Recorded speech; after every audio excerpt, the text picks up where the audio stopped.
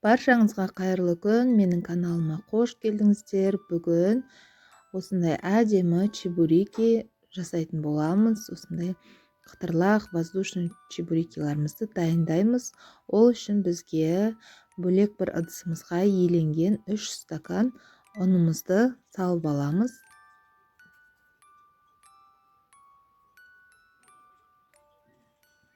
Және де бір шай қасық тұзымызды, және бір ас қасық құмшекерімізді, және 3 ас қасық жетмайымызды құйып аламыз.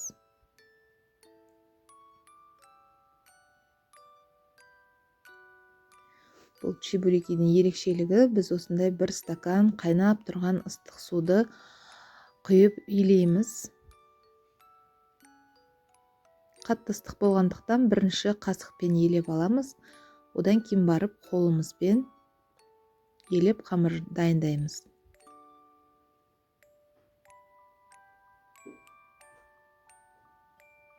Менің каналыма тіркеліп, лайк басып, пікір қалдыруды ұмытып кетпеңіздер.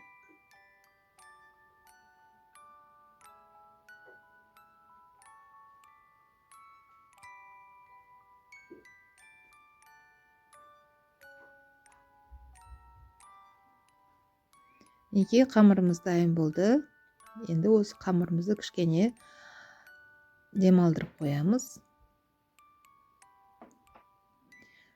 Міне етімізден фарш жасап алдым. Енді осындай пияздарымызды шопперге салып, кішкене су құйып жіберіп, езіп аламыз. Майдалап.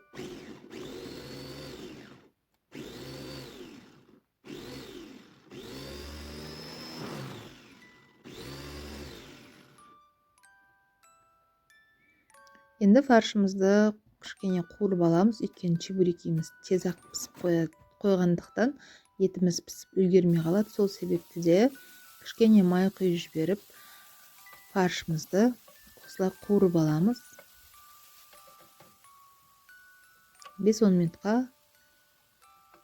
өстіп қуырып аламыз.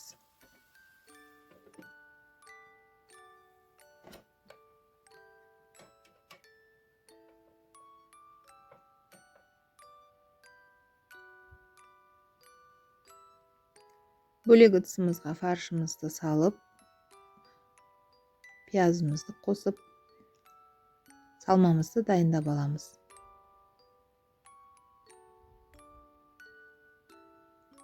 Тұзымызды, бұрышымызды қосып аламыз.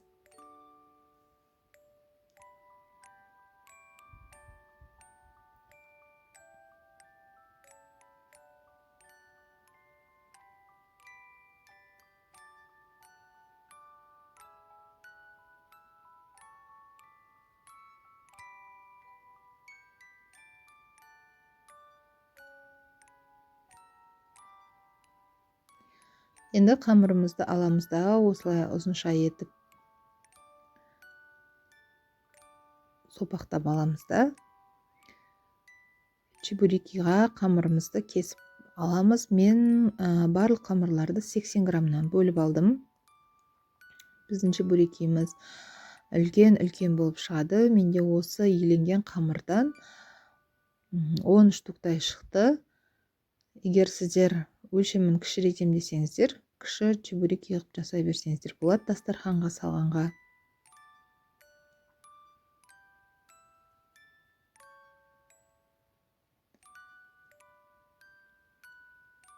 Қамырларымызды өстіп барлығын бірдей бөліп алып, жаюға дайындап, домалақтап аламыз.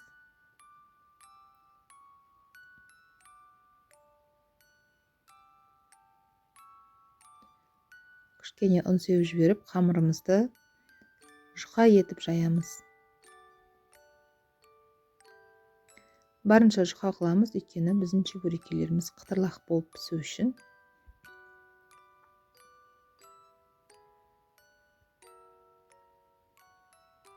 Алдын ала қамырларыңызды елеп, тоңазытқышта немесе мұздатқышқа да салып тастасаңыздар болады. Керек кезінде алып пісіре бергенге.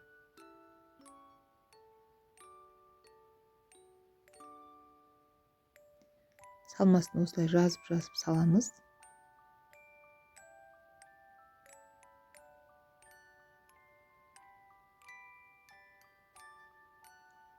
Шетін өстіп вилкамен 1 сантиметр көлемінде басып шығамыз.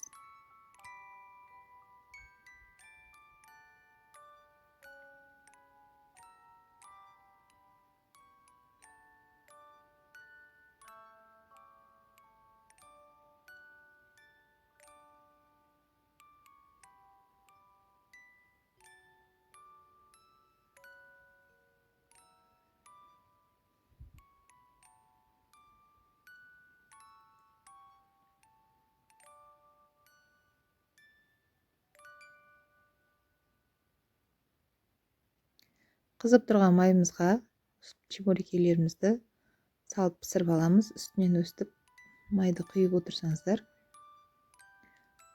чебурекелеріңіз көтеріліп өте әдемі болып піседі.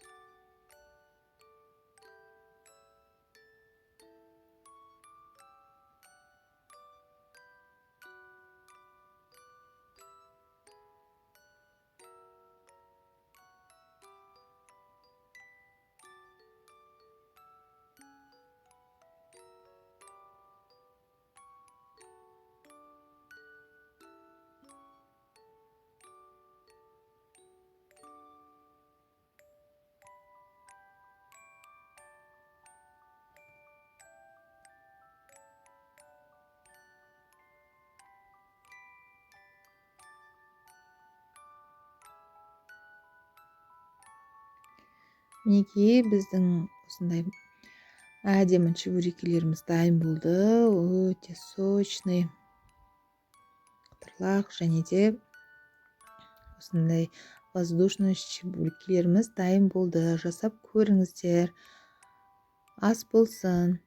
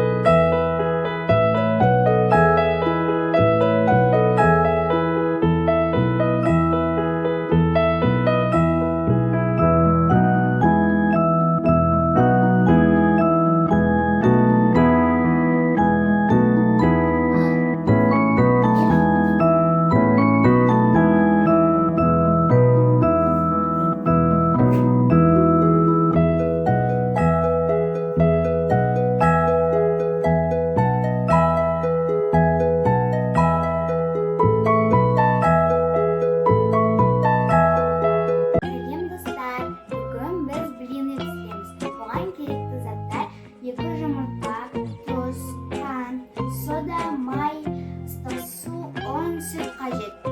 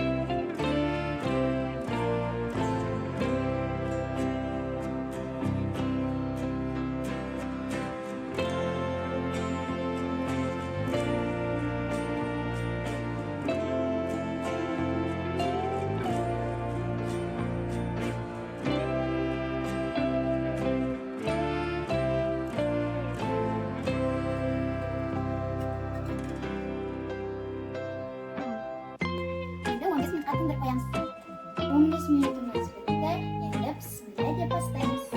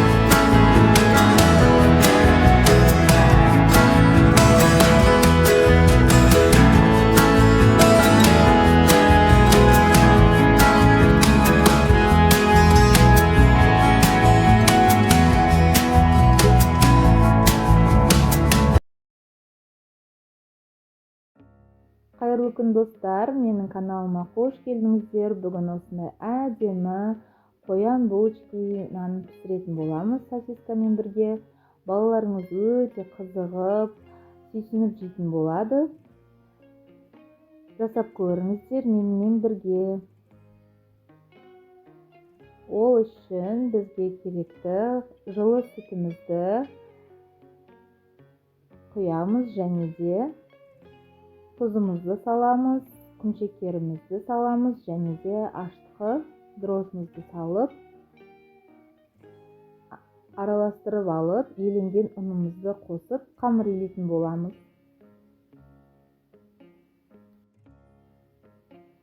Менің каналыма тіркеліп, лайк басып, пікір қалдыруды ұмытып кетпеңіздер. Сіздермен осындай жеңіл әрі оңай, ерекше рецепттермен бөлісіп отыратын боламын.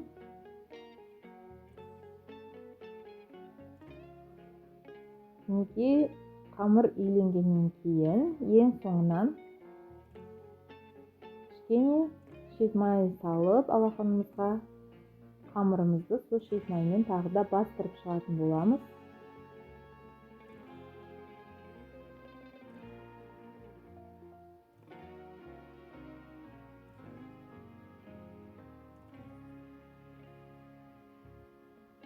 Және де қамырларыңыз көтерілгеннен кейін тағы бір көтеріп алсаңыздар әдемі болады. Мінекей көтерілген дайын қамырымызды алып, бізде сосискамыз бір пачкасында 10 штук болғандықтан, оны екіге бөлсек 20 штук шығады. Сол үшін де қамырларыңызды 20 бөлікке бөліп алсаңыздар, бөліктеріңіз үлкен болып кетсе де шықпай қалады. Мен 60-65 граммнан бөліп алдым, таразыға салып. Осылай бөліп дайындап аламыз. Қамырымызды жаңағы булочка жасауға дайындап аламыз.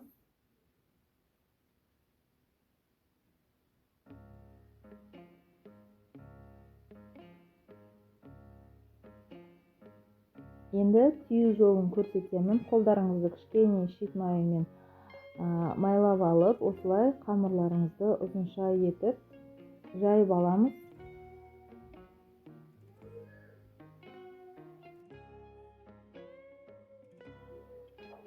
Түйілу жолы өте оңай. Міне қарап, осылай түйіп аласыздар. Әдемі қояндарымыз дайын болды. Мінекей өте оңай түйілу жолы. Жақсылап көріп алсаңыздар.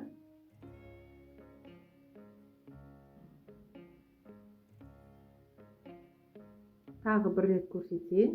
Қолдарыңыз кішкене шет маймен майлап жіберіп, осылай біркелкі етіп жаямыз. Және әдемі қояндарымызды шығарамыз.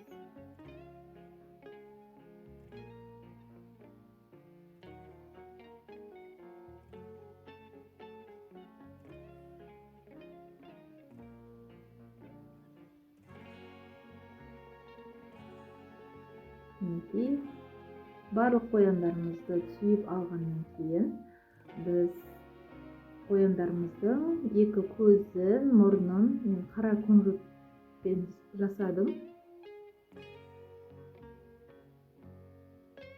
Көзі мен мұрнын салып алғаннан кейін, бетіне жұмыртқаның ағы мен сарысын араластырып жіберіп, бетіне жақтым. Және осы аралықта пештеріңізді 180 градусқа қосып, алдын ала қыздырып, 25-30 минутта біздің булочкаларымыз дайын болады. Әркімнің пешінің қызу деңгейіне қарай әдемілеп пісіріп аласыздар. Өте сүйкімді, ерекше қояндарымыз дайын болды.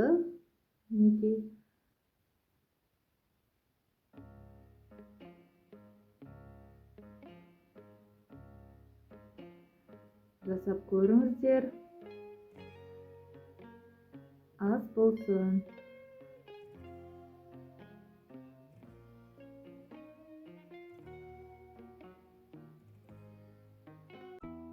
Қайырлы күн достар, бүгін осындай ерекше дәмді рогалики печеньесін пісіретін боламыз. Өте жұмсақ, дәмі өте ерекше. Ол үшін бізге қаймағымыз бен бөлме температурасындағы майымыз қажет болады. Қаймақтың да бөлме температурасындағы және бір қасық қамыр қопсытқышымызды салып, үшеуін жақсылап араластырып аламыз. Және де ұнымызды алдын ала өлшеп, електен өткізіп аламыз. Сол ұнымызды шетінен салып отырып, осылай қамыр илейтін боламыз.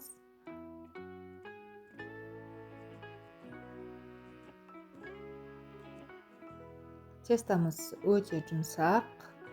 Енді қатты қолға жабысатындай емес, кішкене қолға жабыспайтындай, бірақ жұмсақ қалпында осындай қамыр илеп аламыз.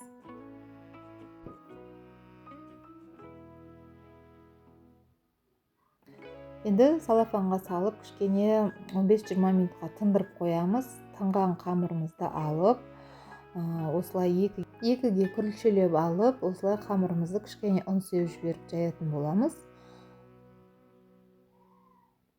Қатты қалың емес, қатты жұқа емес, орташа етіп жайып, қамырымызды кесетін боламыз.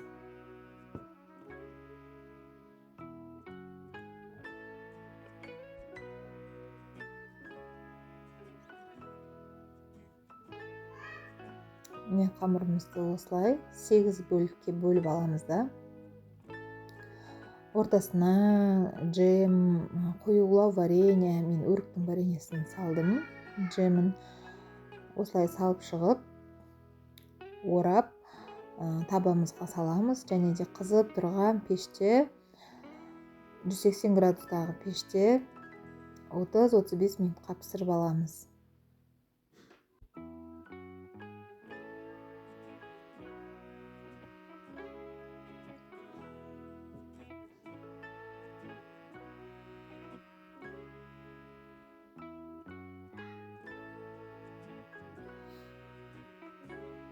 Екінші дуаламызды да жаямыз.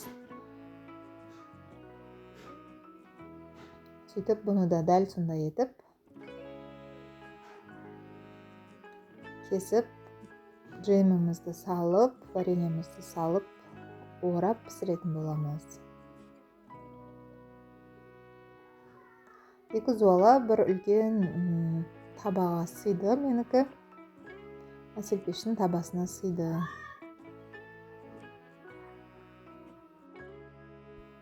Менің каналыма тіркеліп, лайк басып, пікір қалдырып кетуді ұмытпаңыздар. Сіздерге осындай жеңіл рецептерді көбірек шығаруға тырысатын боламын. Некен вареньеларымыз ортасынан ағып кетпес үшін осылай түйу түрін көрсетіп жатырмын. Солай түйсеңіздер, шетіне қарай шығып кетпейді.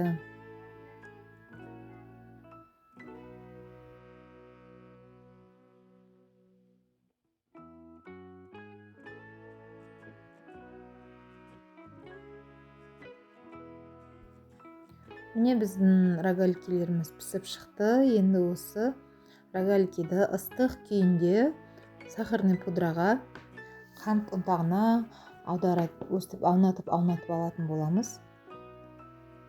Дәмі өте ерекше болады, өйткені біз бұл рогаликиға жұмыртқа, қант қосқан жоқпыз.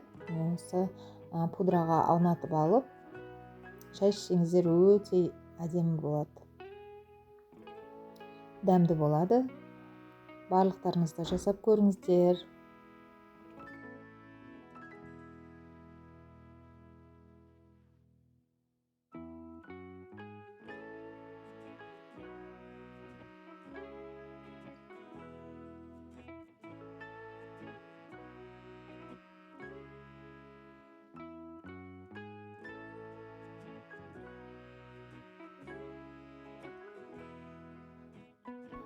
Осы рецептпен жасап көріңіздер, ас болсын.